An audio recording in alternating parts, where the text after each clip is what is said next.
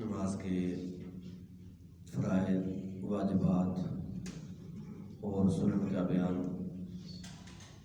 ماقبل میں ہوا۔ اب نماز سے متعلق چند مزید مسائل کا بیان ہوتا ہے۔ جب نماز ہو رہی ہو،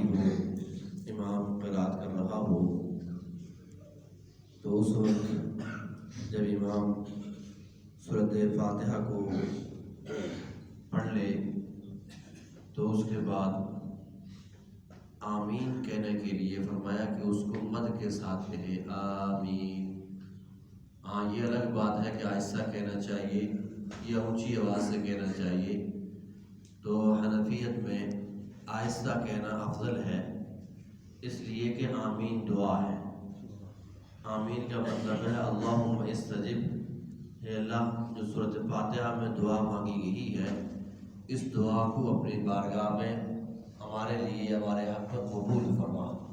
جب بھی ہم دعا کرتے ہوئے آمین کہتے ہیں تو آمین کا مطلب یہی ہوتا ہے کہ اللہم استجب، اے اللہ اس دعا کو قبول فرما۔ تو اس کو چونکہ دعا ہے تو دعا کے لیے قرآن کریم کا اصول یہ ہے کہ ادعوا ربکم تضرعا وخفیا، کہ اپنے رب سے دعا مانگو تضرع، عاجزی اور انکساری کے ساتھ، وخفیہ اور خفیہ انداز میں، آہستہ انداز میں، آہستہ الفاظ میں فرمایا کہ اللہ سے دعا مانگو۔ تو اس لیے آمین حنفیہ کے نزدیک کیا ہے؟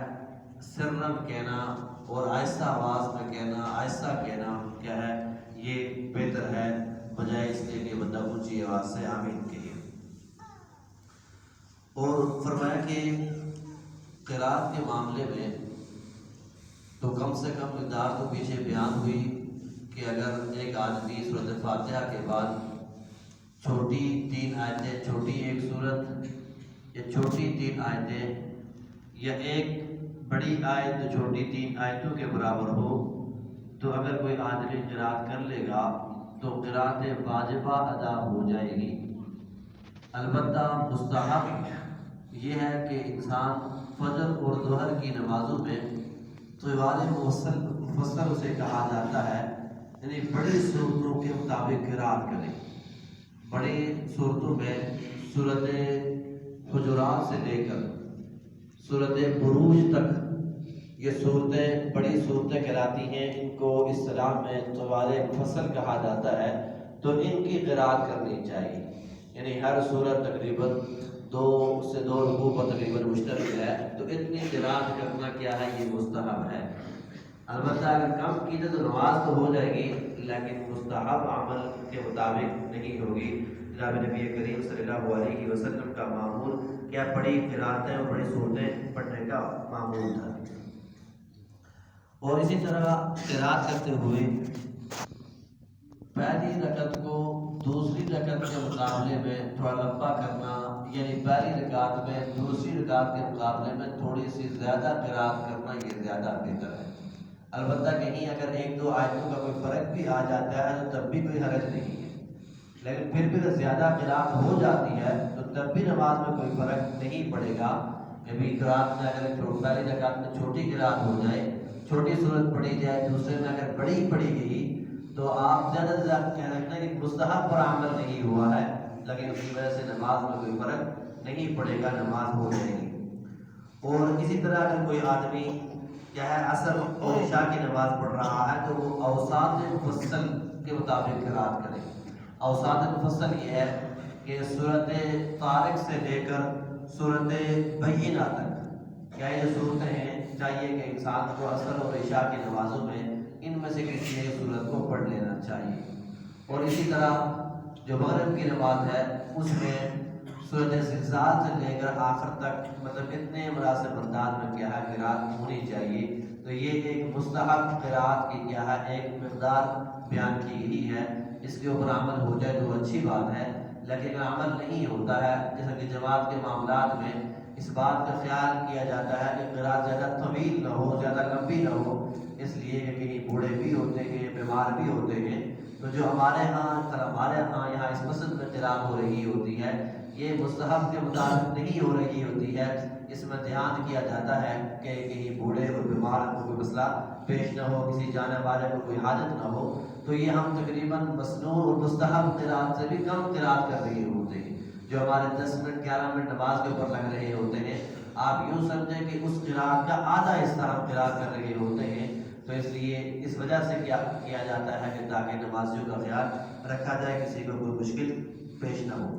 فرمایا کہ جب نماز پڑھ رہے ہوں تو امام کو چاہیے کہ امام سمیع اللہ لمن حمدہ کہے، اسی پر اکتفا کرے،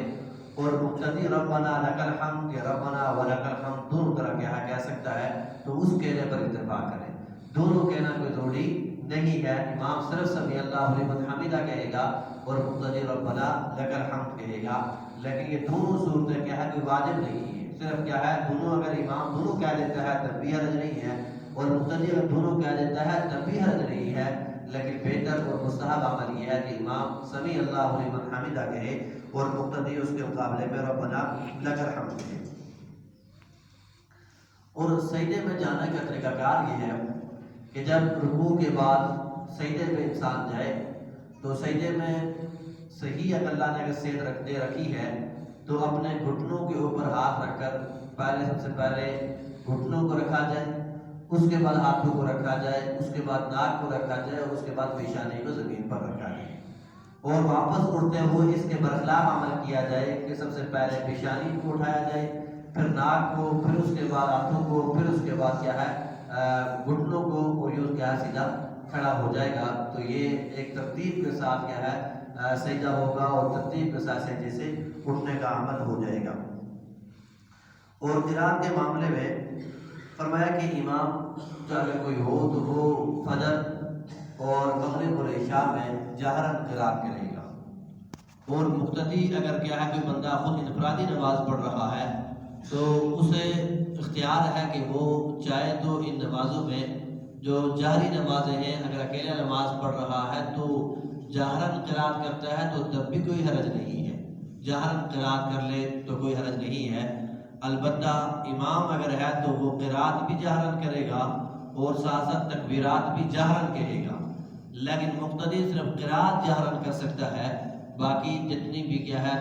تکبیرات ہیں ان تکبیرات کو آہستہ کہنا ہی مستحب ہے، ان میں کے اندر جہراً کرنا ضروری نہیں ہے، اس لیے صرف قرات میں جہر مسنون ہے، اونچی آواز سے قرات کرنا یہ مسنون ہے، نہ کہ تکبیرات کو اونچی آواز سے کہنا مسنون ہے۔ تو اس لیے اگر منفرد اکیلا نماز پڑھ رہا ہے تو پھر اس صورت میں وہ کیا کرے گا آہستہ آواز میں تکبیرات کہے گا، اور قرات چاہے تو اونچی آواز سے بھی کر سکتا ہے اور چاہے تو آہستہ آواز میں بھی کر سکتا ہے۔